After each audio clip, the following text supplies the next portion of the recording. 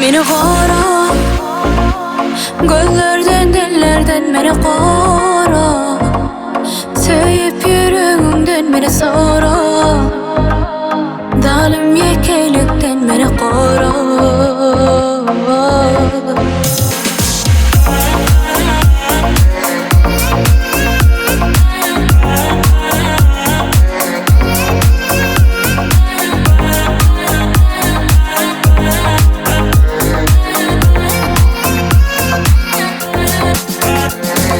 Begener yüreğim uzadı bellerim, günlemin halim zora. Sen bilen doyuyun, sevgimek tüycesin, durmuşa heves güycesin, sevgi güycesin. İşte sen sesin.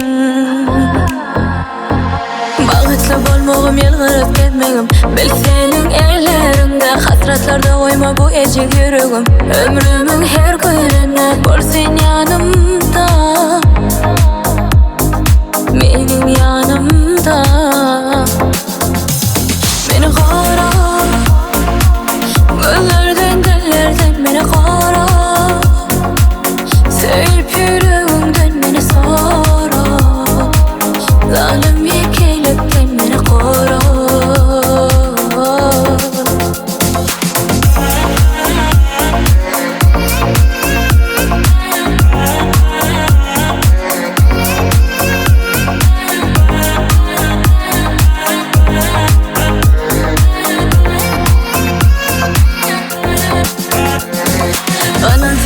Sen yalvarıp bilmerim, her günüm bağlı sana. Belki de men bahtım ömrüme gelmegin, sebebim yaşanmağa. Süyücü dillerim, oğudan yüreğim. Sen bilen geçirsem durmuşum her günün, sırlarım aysın sana. Gözüme seyredip dinlemen yüreğim, o dalli aşktan yana, sevgimden yana. Ak seyret yan yana. Beni qara, gözlerden dillerden beni qara, söyüp yüreğimden beni sara, dalim yekeylikten beni qara.